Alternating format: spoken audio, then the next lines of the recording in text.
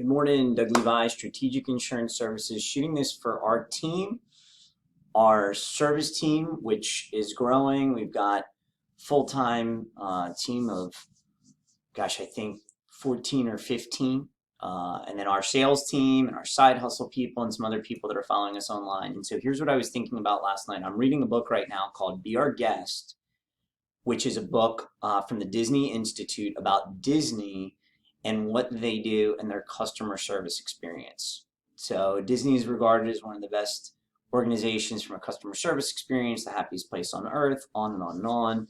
Some of you I know are huge fans of Disney, and most people have been there and would say it's overall a pretty positive experience. So I was thinking about what does that look like for us and how can we employ some of those ideas.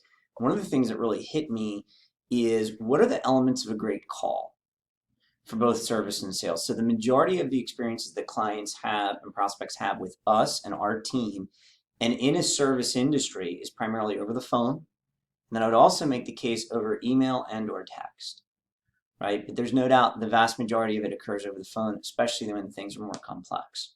So I wanted to take a little time and share 8 things and 8 ideas that I believe are going to be the element of a great call. And I want our team to really take this to heart. I really hope you put this into play. Again, whether you wear a service role on our team or whether you're on a risk management advisor and more of a sales role.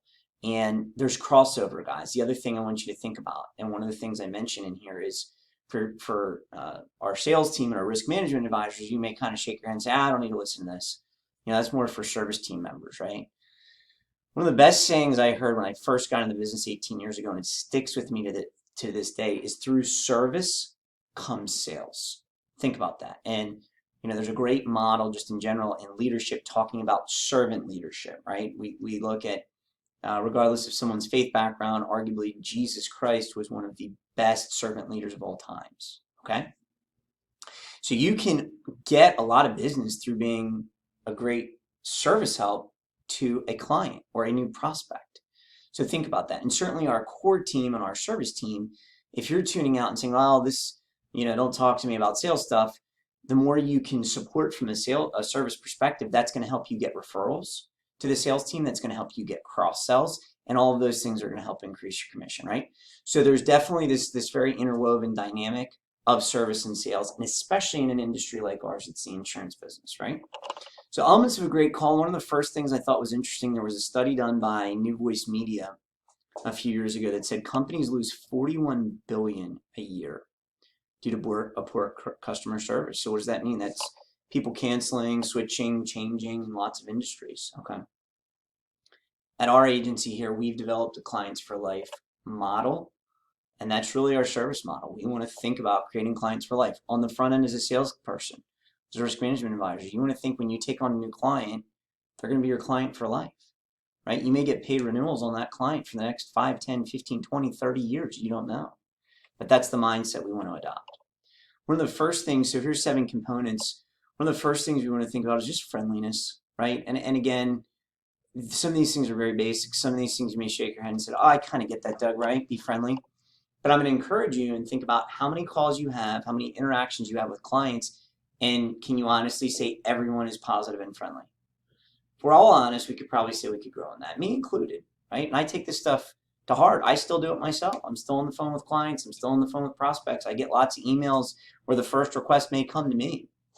What things can I do to make it a better experience for our clients, for our prospects? So Mother Teresa, I love this, and this article I found that I'm adopting some of this from, said it best, kind words can be short and easy to speak, but their echoes are truly endless. So for our customer service team, think about friendly and calm attitude no matter the temperature of the customer. I thought that was good. Do you have a friendly and calm attitude no matter the temperature of the customer? If the customer runs a little hot, are you still maintaining a friendly and calm attitude? Things like happy to help, great question. Let me find that out for you. My pleasure. That's the Chick-fil-A thing, right? You say thank you, they say my pleasure. All of those little things promote a friendly, caring attitude, which is going to go a long way in that customer engagement. And we look at the next thing, and these tie together, is the overall customer experience. So we're in a society today, we're not an information age or information economy. We're past that. We're now an experience economy, which I think is a very interesting thought. There is more information at all of our fingertips than ever before, and almost too much so. I'm trying to find and doing some research on a product right now, and the amount of information and conflicting things I'm finding is almost dizzying, right? So being in the experience economy says you're helping someone sort through info and being that guide.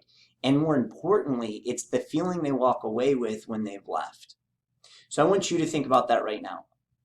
Pause right now, and I want you to think about when you've had a great customer service experience, and when it was done, how did you feel?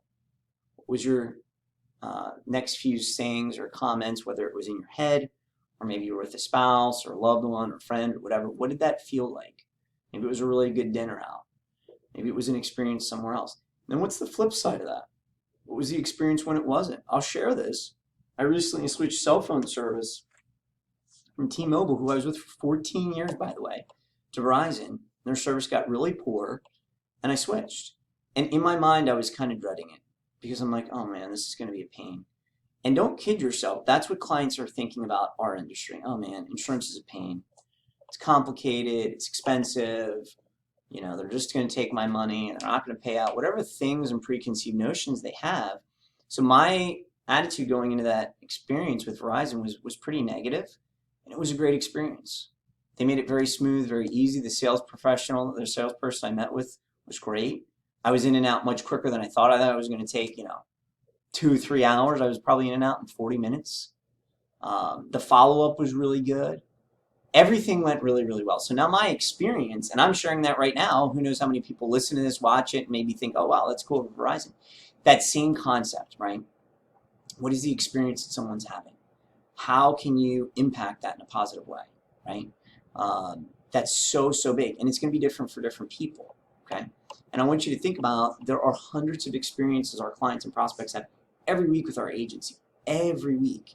And every time you have an experience with a client or a prospect, or for that matter, another team member, you're either making a deposit into their account or you're making withdrawal out. I want you to think about that. That's a great saying I've heard before from the pastor. Every experience and every interaction you've got, you're either making a deposit in or withdrawal out. Hopefully videos like this, I'm making a deposit into you, that you're going to walk away with something you've learned or something that shows that we care or something that you can say, wow, I can put that into practice in some way. So think about that, the overall customer experience. Then the next few kind of talk about top tier knowledge and promptness. So we've talked about this before in that speed and accuracy. I added this recently. Speed and accuracy build trust, right? People want it and they want it now, and that is quickening. You now have live chat, you have text message responses, you have all sorts of ways where people can get information and get responses very quickly. And frankly, when they don't, it starts to age like bad cheese, right? How prompt are you? Who do you need to contact back right now? Who do you need to follow up with right now? So think about that promptness. You want to be proactive with the timeline as well. We're going to talk a little bit about that at the end, but you want to let them know when they can hear back from you or when they can expect to hear back from you by. Hey, I'm going to get back to you by today at 2 o'clock, tomorrow at 1 p.m., whatever the time is. And then honor that if anything exceeded. And if you drop the ball, and that will happen at some point, the best thing you can do is own it. Hey, I'm so sorry. I thought I was going to get back to you sooner. I apologize. That goes so far. Sometimes people bow up. They don't want to admit that. Don't do that. And then top tier knowledge, right? We are in also a knowledge workforce today. I just heard this recently. Not just service, but you're a knowledge workforce. People are coming to you for knowledge. Again, that idea that there's a lot of information, but knowledge implies some wisdom. Knowledge applies some application. That's big. And my question to you is, where do you need to grow? Where are you struggling? Is it sales? Is it insurance knowledge? Is it client service? What does it look like where you could say, I could get better in this area? We want to know. Email us, info@strategicins.com, or call Joyce. We'll be happy to set that up. One of the things we want to create here, and hopefully we have a culture of, is ongoing learning and knowledge and education so that we can grow and serve our clients better. First call resolution, this kind of goes along with that. Can you resolve things on the first call? Right? I just put here earlier, insurance is not high on most people's fund priority list. I encourage you to think about this. All of you that are either full-time team members, or whether you're side hustle or full-time advisors, is it high on your list? Think about it. All of you right now, right? And a lot of you, all your insurance is through you and you get paid on it. You like dealing with your auto, your home, your business, your this, your that, your health, whatever it is. You know, let's be honest. Is that as fun as going to, going to the beach or going out to dinner or going for you fill in the blank, going to the dry cleaner, going to a lot of things? Probably not. Okay, so we got to acknowledge that. Now, I encourage you to have fun with your clients. Again, that's a way to impact the call and their experience. You can make them laugh, or you have fun, or you engage with them, ask them questions, get to know them. It won't feel such drudgery for them, and I'll also argue, nor will it feel for you. But where I'm going with this is, can you resolve their issue on the first call? If you can, do it. Do it quickly and efficiently. From the sales perspective, because again, I want this video to impact not just our service team, but our sales team and our risk management advisors, is, if you can give a client a proposal over the phone, then and there, do it. There are a lot of agencies and companies, that's their whole model. Think about that, right? That's big. And yes, there's ditches on both sides of the road. Maybe you don't have all the info, and maybe, there's fill in the blanks. But if you can, or give them an indication, do it, right? That's going to go to that speed builds trust. That's going to go to that efficiency. That's going to go to that experience overall. Lots of positive things there. If you can't resolve the situation on the first call, and we talked about this a little bit earlier, you want to set the stage for what's to come. I think this is so critical. One of the things I've shared with you guys, very famous from an advertising and marketing perspective, you want to enter in the conversation going on in someone's mind. Okay? We all have that. There's things we're thinking all the time. The client at some level is wondering what's going to happen next. They may not come out and say that, but they are absolutely going to be wondering that. So you help them and take that curiosity and question out of the air for them, right? Just explain to them, hey, here's what I'm going to do. I'm going to get some answers from the carrier. I'm going to call claims. I'm going to do whatever. And I'm going to get back to you by. Very simple. This is not rocket science, guys. But I find so often, and again, me, because people are trying to sell me things all the time from the business and all the things that we have going on personally and some of my other business endeavors that I'm working on, that a lot of times the salesperson does not do that, or the service person does not do that, and they kind of leave you hanging. And then I have to follow up and say, so when can I expect to hear from you? If you've got people saying that to you, I want you to think about this right now. Again, pause and think about this right now. If you've had a client or a prospect say, when can I expect to hear from you by, you are not being proactive enough. Because if you're handling the call or the situation or the email or the text, all this can apply via email and text, by the way. And being proactive, they're going to be wondering that. Don't leave that to chance. Make sure you're explaining the process, what's next. One of the biggest fears most people have is uncertainty, right? Just literally, and a lot of times that's what's next. And don't kid yourself that that can be a part of it. Especially think about when you're dealing with, perhaps it's a new home buyer or a new commercial buyer, right? And all of the things that go involved with a real estate transaction. Insurance is just a small part of it, right? There's lots of things that go on. So they've got a lot on their plate. So you want to make sure you're taking any uncertainty out of this part of it. And in fact, say things like, we're here for you. You're done shopping. We're going to take great care of you. And here's what the process is going to look like. That is going to reassure people and likely get you more sales. The last one I just put is how to finish strong. Service perspective. Have I answered all your questions? Is there anything else I can assist you with?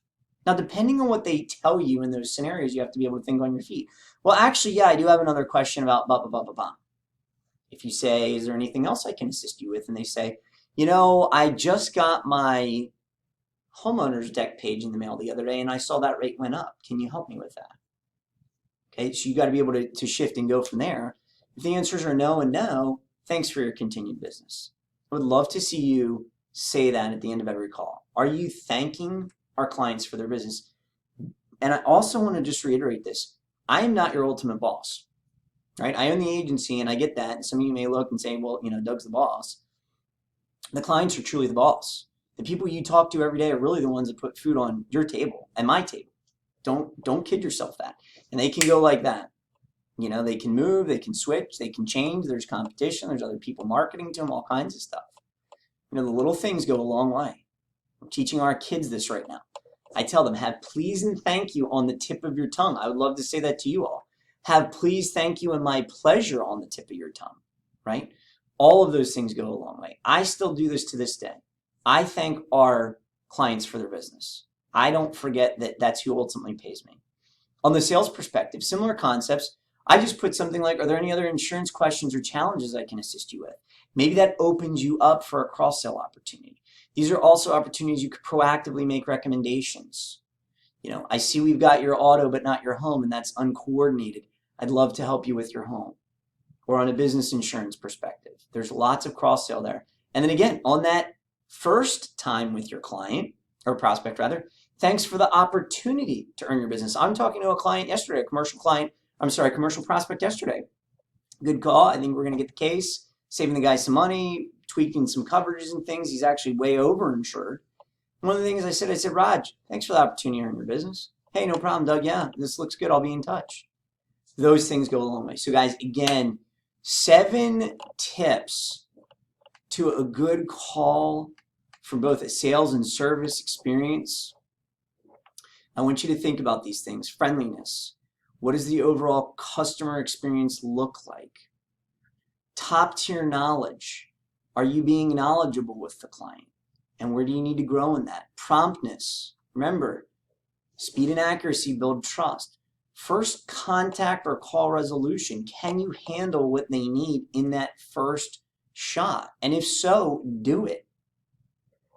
And then if not, set the stage for what's to come.